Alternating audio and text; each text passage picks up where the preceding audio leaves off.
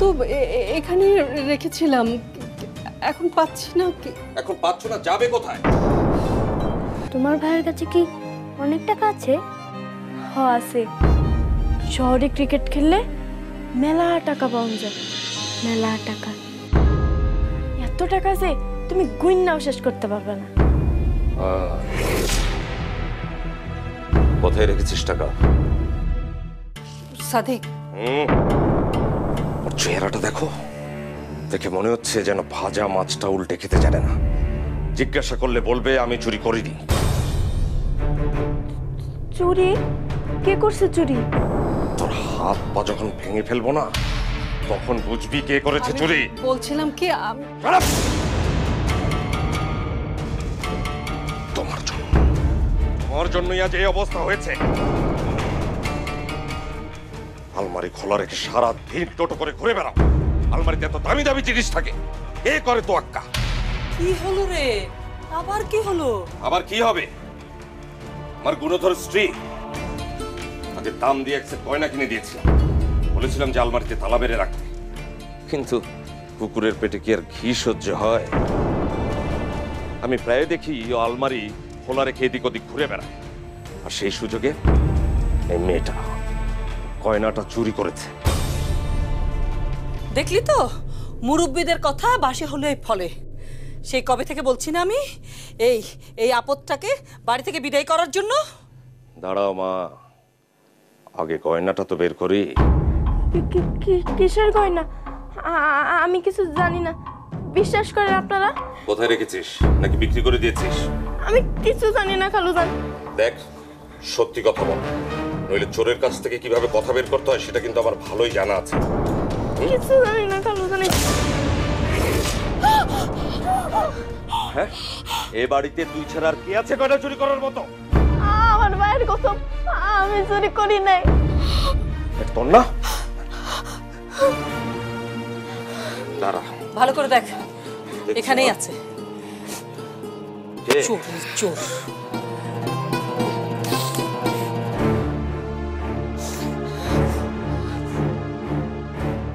না, এখানে নেই। বল, তুই ছাড়া এ বাড়িতে কে আছে আর চুরি করার মতো?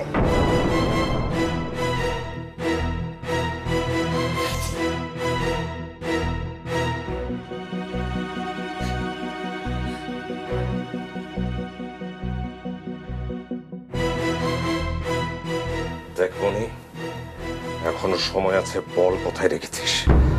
আমি মারা শুরু করলে কিন্তু তুই পাগল হয়ে যাবি। খালুজান, আমি চুরি করি নাই, বিশ্বাস করেন, আমি চুরি করি নাই। বলবি না? বলবি না?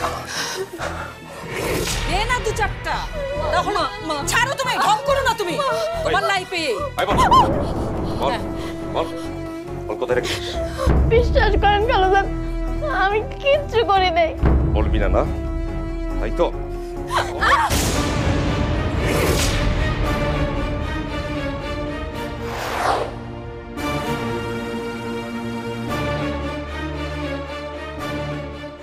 মনিকে মেরো না, ওকে মেরো না, ওর কোনো দোষ নেই, ও চুরি করেনি।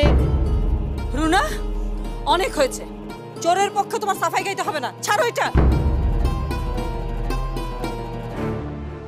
রুনা, ওটা ছাড়ো। না,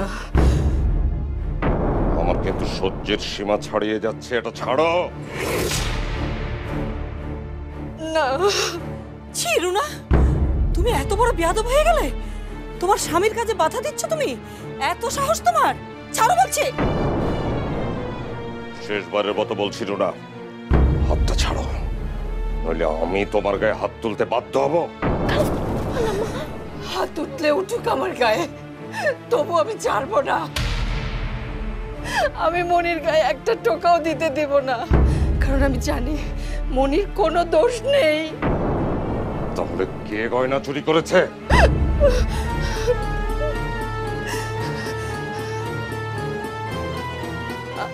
আমি। কি?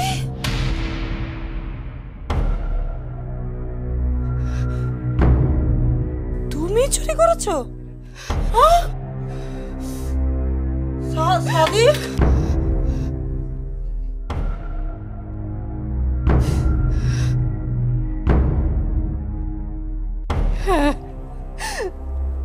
গয়নাগুলো আমি বেচে দিয়েছি।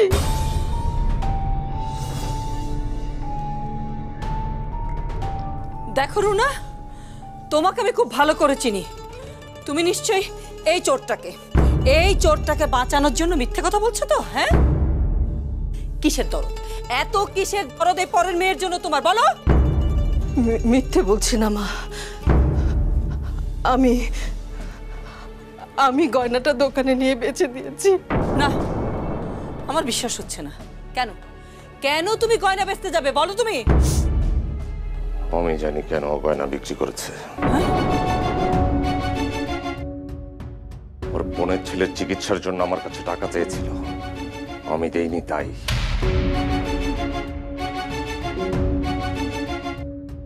বলো ঠিক কিনা? ওর অপারেশনের জন্য টাকা জোগাড় করতে না পেরে আর কোনো উপায় ছিল না, তাই। আমার কষ্টের টাকায় কেনা গয়না তুমি লাফাতে লাফাতে গিয়ে বিক্রি করে দিয়ে এসছো, তার উপর আবার আমার সামনে দাঁড়িয়ে কথা বলছো? এত বড় সাহস তোমার!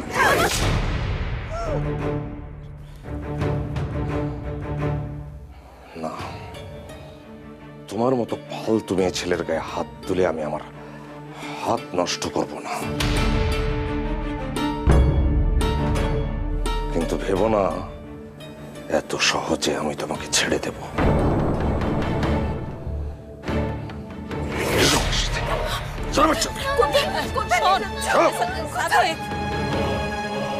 কোথায় নিয়ে যাচ্ছ আমাকে? চুপ, একটা কথা বলবে না। যে দোকানে গয়না বেচেছো সেখানে। প্লিজ প্লিজ শোনো, এখন আর ওখানে গিয়ে কোনো লাভ নাই, প্লিজ। আজ সকালে আমি গয়নাটা ফেরত আনতে গিয়েছিলাম, কিন্তু ওরা বললো গয়নাটা নাকি বিক্রি হয়ে গেছে। What? বিশ্বাস করো, আমি গয়নাটা ফেরত আনতে চেয়েছিলাম, কিন্তু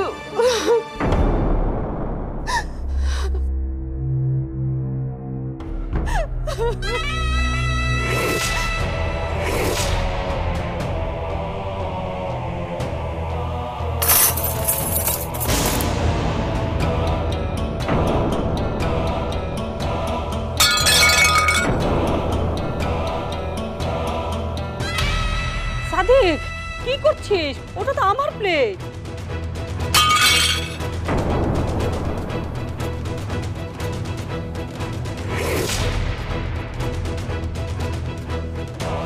সাদিক, সাদিক থামো। খবরদার! খবরদার, তুমি আমার কাছে আসবে না। চলো।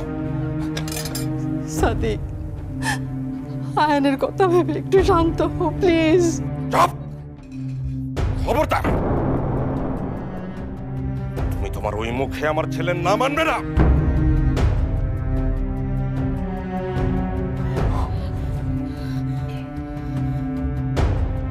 এখন আয়নের কথা মনে পড়েছে। যখন গয়না বিক্রি করেছ তখন আয়নের কথা মনে ছিল না? আয়ন যখন জানবে যে তুমি চোর,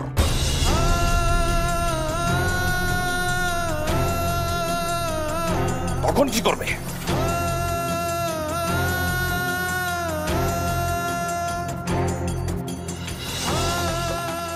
নিজের বোনের ছেলেকে তো বাঁচিয়ে দিয়েছ, এবার দেখো তোমার সংসারটা বাঁচে কিনা।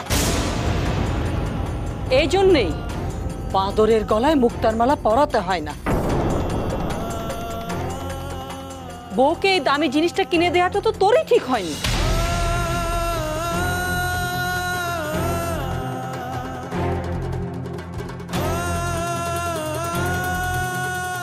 তোমাকে আমি সারা জীবনের মতো শিক্ষা দিয়ে দেব। আগে পার্টি থেকে এসে নি, তারপর। কি বলিস তুই? এত কিছুর পর পার্টিতে যাবি? হ্যাঁ মা, পার্টিতে আমি আমার জন্য যাব না, আয়নের জন্য আমাকে পার্টিতে যেতেই হচ্ছে।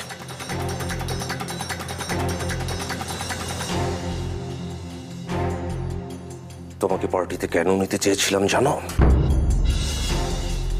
প্রথমত তুমি আয়ানের মা, দ্বিতীয়ত তুমি আমার স্ত্রী। কিন্তু আজকের পর থেকে তোমার সেই পরিচয়টা থাকবে না।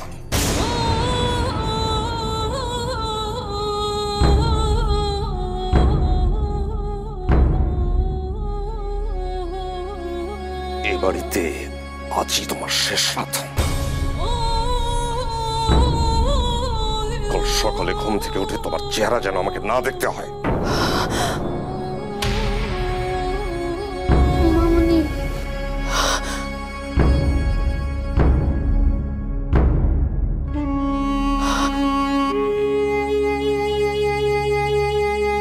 নয়ন, ইয়েস পাপা। এসো।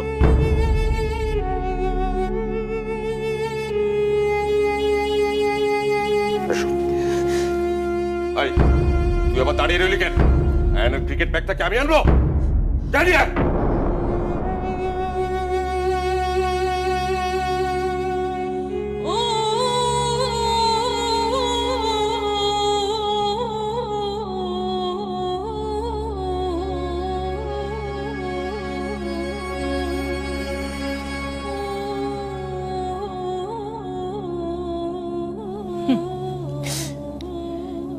যে মেয়ে নিজের সংসারকে মায়া করে না, একদিন সে সংসার তাকেও আর মায়া করে না, তখন ছুঁড়ে ফেলে দেয়। আফসোস হচ্ছে আমার ছেলেটাকে তুমি কোনো দিন বোঝোনি। শেষ হয়ে গেল ছেলেটার জীবন।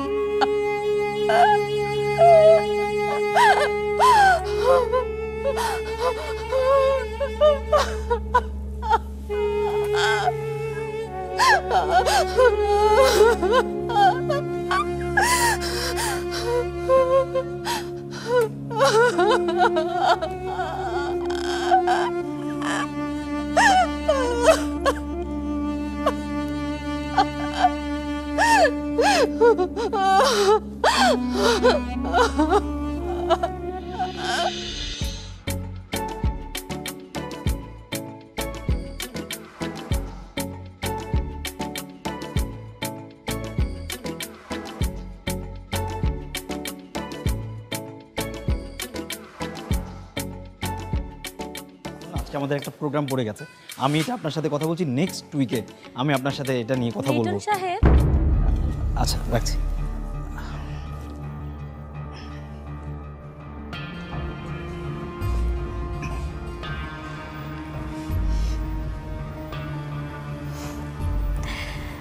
সাদিক সাহেবের খোঁজ নিয়েছো? স্যার আসছেন গাড়িতে। যা যা বলেছি সব মনে আছে তো? গুড। বাই দ্য ওয়ে, তোমার বউকে আনলে না? না, মানে আমার বউ একটু শরীর ভালো না। ওহো হো, সো স্যাড। তোমার বউর শরীর খারাপ? শরীর খারাপ নাকি আমার সামনে আনতে ভয় পাচ্ছ? আমি আসছি। লিসন,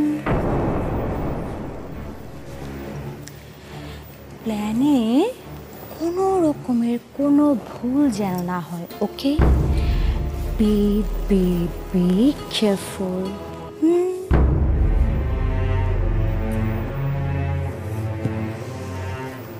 আসো সাদেক, আসো। আজকের পর থেকে তোমার অবস্থা ওই লিটনের মতোই হবে, একদম নিরামিষ। আমি যা বলবো তুমি তাই শুনবে।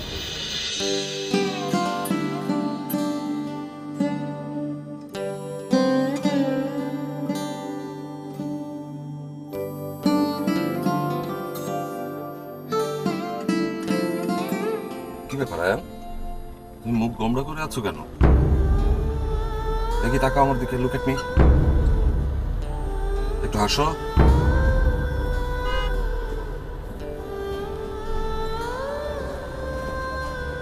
শোনো, বাসায় যা হয়েছে সেটা ভুলে যাও। জীবনে যত ঝড়ঝাপটাই আসুক না কেন, তোমাকে তোমার লক্ষ্যে স্থির থাকতে হবে। আসিফ আলীর নাম শুনেছ? ক্রিকেটার। আসিফ আলীর একটা মেয়ে ছিল, 2 বছর বয়স। মেয়েটা ক্যান্সার পেশেন্ট ছিল। বাচ্চা মেয়েটা যখন হাসপাতালে মৃত্যুর সঙ্গে পাঞ্জা লড়ছে, তখন আসিফ আলী ছিল কোথায় ছিল জানো? না বাবা। মাঠে, ক্রিকেট মাঠে। আর একটা ইম্পর্টেন্ট ম্যাচ চলছিল। সে কারণেই বলছি, জীবনে যত যাই ঘটুক না কেন, তোমাকে তোমার লক্ষ্যে স্থির থাকতে হবে। লক্ষ্য পরিবর্তন করা যাবে না। বুঝতে পেরেছো বাবা? ইয়েস বাবা। Very good. আর আজ পার্টিতে কি আসছে? মাশরাফি বিন মুর্তজা। সে পার্টি থেকে এরকম গোমরা মুখ করে থাকতে চলবে? হ্যাঁ, হাসি খুশি থাকতে হবে। হাসো। Good boy.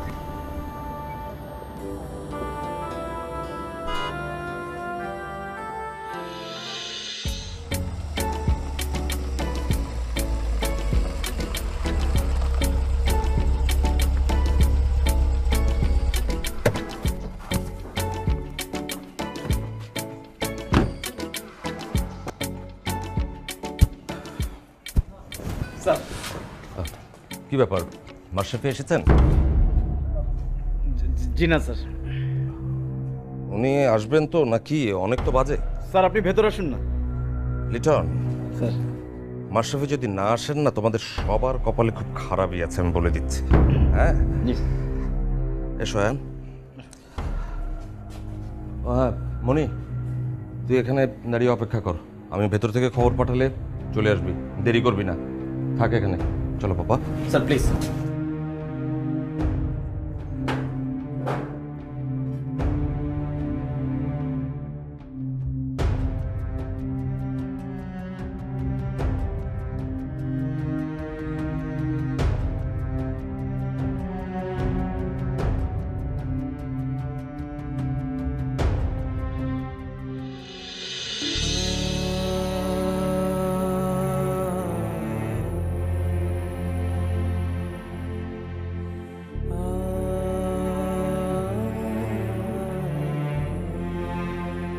তোমাকে পার্টিতে কেন নিতে চেয়েছিলাম জানো?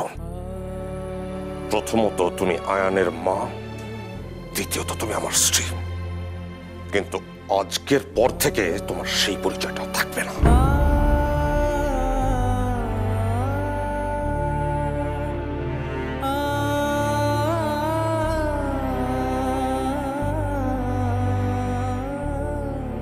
এই বাড়িতে আজই তোমার শেষ রাত। কাল সকালে ঘুম থেকে উঠে তোমার চেহারা যেন আমাকে না দেখতে হয়।